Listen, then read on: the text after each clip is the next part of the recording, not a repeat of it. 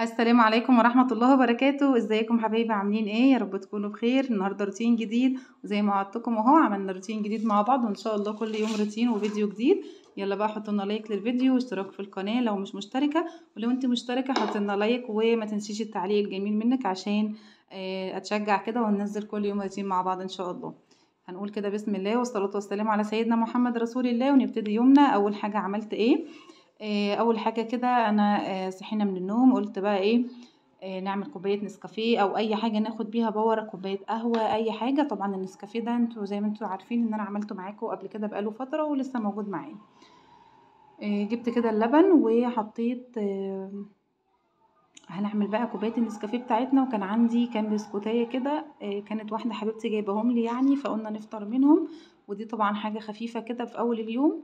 لو عايزه تفطري تاني تمام براحتك، بس انا فطرت بده وبعدين اشتغلت على طول بقى في البيت كده وانشغلت.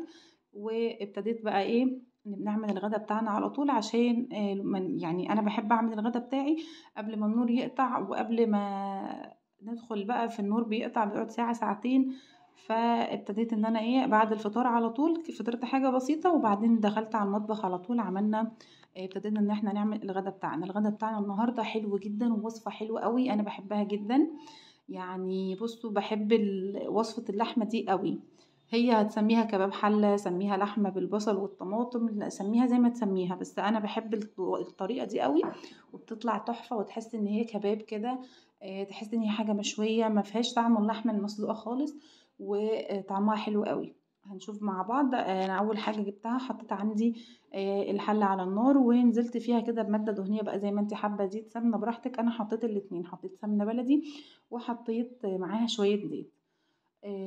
ابتديت بقى ان انا عملت ايه، خليت السمنة عندي سخنت قوي، وبعدين نزلت عندي باللحمة. انا مش هدي للحمة لون غامق خالص، لا انا عايزاها بس تتشوح من على الجنبين، الجنب ده والجنب ده تتشوح منهم بس، تاخد بس تشويحة وخلاص. مش عايزاها تاخد لون خالص اللي هو لون غامق ده، علشان لما تستوي وتاخد سواها كله معايا ما تبقاش لونها غامق، عشان انا ما بحبش اللون ده خالص. يعني الناس اللي بتعمل كباب الحله وكده بيبقى اللحمه لونها غامق جدا، تبقى بني كده ومش حلوه خالص. فاعملي الحركه دي ان انت ما تديهاش لون جامد وانت بتشوحيها، هتلاقيها اختلفت معاكي في اللون بعد ما تخلص. تمام كده زي ما احنا شايفين اهو، انا بوريكم لونها جميل، خدت لون بس كده ايه، بسيط. وهبتدي بقى انزل عندي بالبصل. عايزه اقول لكم ان انا ده يعني المفروض الوصفة دي فيها كمية بصل كبيرة، المفروض فيها نص كيلو بصل مثلا، حبيتين كبار بصل. بس انا ما لقيتش عندي غير البصلية دي بس في البيت، لان انا زي ما انتوا عارفين ما كنتش موجودة في البيت بقالي فترة. وبعدين لما رجعت بقى طبعا التلاجة ما فيهاش كل الحاجات، والتلاجة يعتبر فاضية. فانا لسه ما نزلتش، وان شاء الله هنزل بقى يوم السوق كده وهنجيب طلبات ان شاء الله. يبقى حطينا ايه، حطيت بصلايه. انت حطي كميه البصل زي ما قلت لك، انا حطيت بصلايه وطلعت تحفه برده، مش هتمنع معاكي في اي حاجه. بس كميه البصل لما بتبقى كتيره بتديها طعم احلى وبتديكي ريحه تحفه بقى. بصي وقت ما حطيت التوابل بتاعتي، انا حطيت فلفل اسمر وكمون وكزبره والبصل مع البصل يعني، وانا بشوحه عملت ريحه خطيره. وحطيت شويه بابريكا، سنه صغيره خالص من البابريكا، علشان بتدي، انا زي ما قلت لكم البابريكا بتاعتي بتدي لون قوي. وبعدين نزلت عندي بحبيتين من الطماطم متقطعين صغير، بس ما بحطش طماطم مضروبة في الخلاط ولا اي حاجة، هما حبيتين الطماطم دول وبس.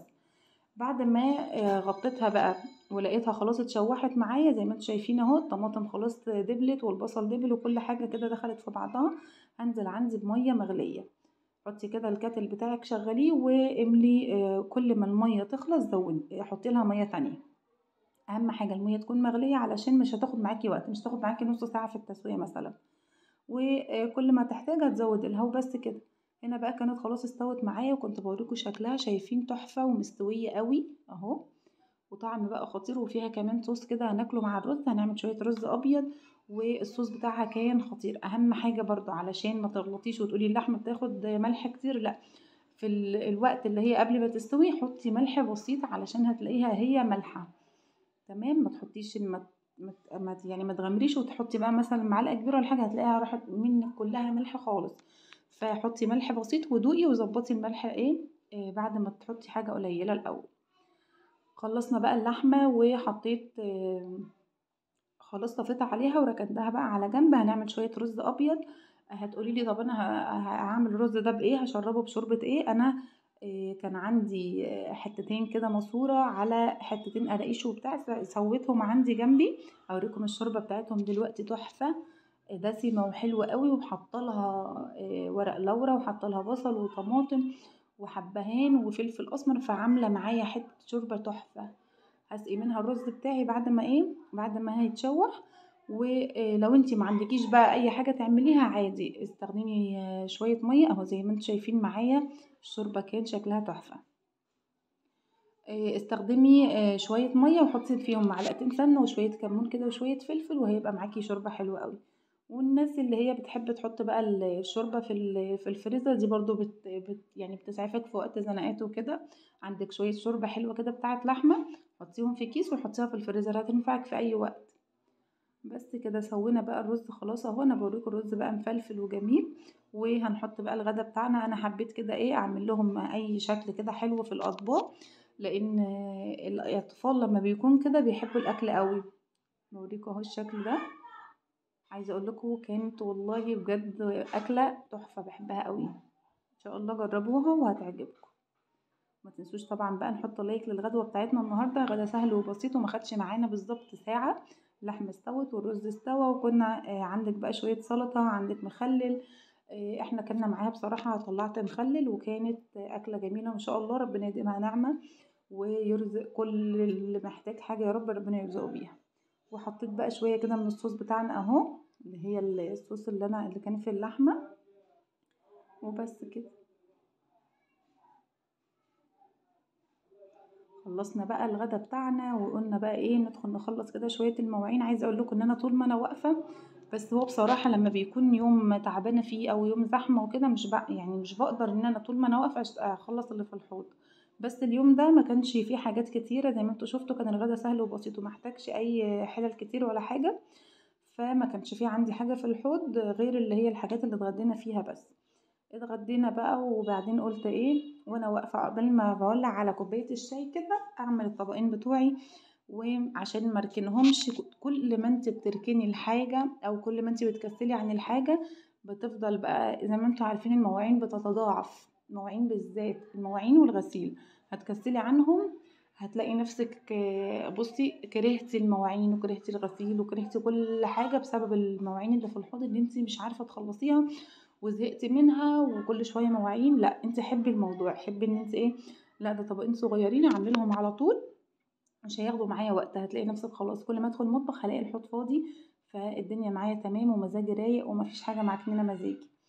بس كده كذلك برضو الغسيل، اعملي كل يوم دورة غسيل، مش تاخد معاكي وقت خالص. هي كده كده كلنا عندنا غسالات اوتوماتيك، لو ما عندكيش يا ستي الاوتوماتيك برضو لو هتعملي كل يوم في الغسالة العادية برضو مش هتاخد معاكي بالظبط نص ساعة ساعة، هتغسلي وتخلصي وتلاقي نفسك الدنيا رايقة معاكي. مش هتيجي مثلا اخر الاسبوع تلاقي عندك كوم بقى غسيل قد كده ومش عارفة تعملي فيه ايه، وزهقتي من الغسيل والمواعين وزهقتي من كل حاجة. لا استغفري ربنا كده وايه وقومي يعني خلي عندك عزيمة كده. وكل يوم نعمل، يعني كل يوم احنا كده كده بنعمل كل حاجة في البيت يوميا. فزي ما بتكنسي كل يوم وبتمسحي كل يوم ومثلا بتظبطي المكان، لا خلي برضو عندك. انا عندي كل يوم دورة غسيل، كل يوم هحط الغسيل اللي هو الولاد قلعوه حاجة شلتها حاجة مش عارفة ايه. هتقولي ده قليلين وحرام ان انا اشغل، لا شغلي كل يوم دورة غسيل هتظبط معاكي الدنيا وهتفرق معاكي في اللي هو ان انا مفيش عندي ده. انا عندي بكره في اخر الاسبوع عندي غسيل قد كده، ده انا مش عارفه ايه. تمام. بس كده خلصنا بقى المواعين بتاعتنا وغسلنا غسلت بقى الحنفيه بتاعتي كده من فوق كويس. كل ما تغسلي برضو المواعين خلي معاكي ان انت تغسلي الحنفيه بتاعتك كويس، تغسلي الحوض كويس، الرخامات، البوتاجاز. انا اليوم ده كان البوتاجاز نضيف فما غسلتوش، قلت هغسله اخر اليوم ولا حاجه. لما اكون خلصت وشلت ايه، شلت الحاجات اللي عليه يعني الحلل والحاجات دي اخر اليوم هشيلها ويبقى نغسله اخر اليوم. وبس كده حاجات سهلة وبسيطة بتفرق معاكي قوي ان انت لو سبتيها بتكسلي عنها. يعني الحنفية تبقى بتلمع كده قدامي زي الفل كل يوم عشان ما اجيش في يوم الاقيها شكلها وحش صدت عملت اتساخات جامدة. ليه؟ لان انا خلاص انا بغسلها كل يوم فمفيش اي حاجة، مفيش منظر بشع انا شايفاه قدامي. بس كده خلصنا بقى والحوض بتاعنا نضيف وتمام. نعمل بقى كوباية الشاي. عايزه اقول لكم ان انا مسافه ما خلصت المواعين مسافه ما كنت مولعه على الشاي، والشاي عندي كان جاهز خلاص. بس كده نشرب بقى كوبايه الشاي بمزاج. لو ورانا مواعين ولا ورانا حاجه تشجعي، حاولي ان انت تشجعي نفسك باي حاجه. لو عندك مثلا جبتي حاجه جديده، جبتي طبق جديد، جبتي حاجه استخدميها. لما عينيكي هتشوفي الحاجه اللي انت جبتيها جديده هتفرحي بيها، وهتلاقي نفسك ان انت بتتشجعي ان انت تعملي الحاجه. تمام كده. اتفضلوا بقى معانا شاي، وما تنسوش اللايك للشاي وللفيديو، حطولنا لايكات بقى كتير كده وتعليقات حلوه.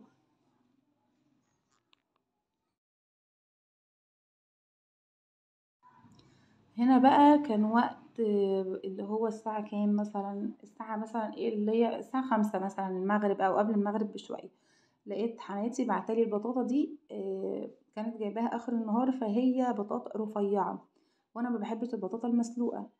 فهنعمل منها وصفتين حلوين، او مثلا هنعمل منها البطاطا المشوية العادية اللي احنا عارفينها، وهنعمل منها وصفة حلوة هنزلها لكم على القناة التانية بتاعتي.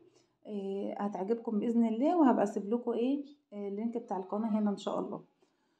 انا غسلتها كويس زي ما احنا شفنا، وبعدين هفرزها بقى، هخلي اللي هي يعني مليانة شوية هنشويها، والرفيعة خالص هنخليها نعملها في الوصفة بتاعتنا، لان كده كده الوصفة مش هتفرق فيها كبيرة ولا صغيرة. تمام. بس فرزناهم بقى كده، وانا شغلت الفرن بتاعي، مش هتاخد معايا وقت خالص علشان هي رفيعة فهتستوي بسرعة. شغلت الفرن وهعليه في الاول واحطها، وبعدين اول ما احطها كده مثلا 5 دقايق وهوطي خالص عشان ما تتحرقش، وهي اساسا ما فيهاش لحم يعني قليله، فهتتحرق معاكي وتنشف على طول، فمش ما خدتش معايا حاجه. ودي شكلها. اتمنى بقى الفيديو يعجبكم، واسيبكم في رعايه الله.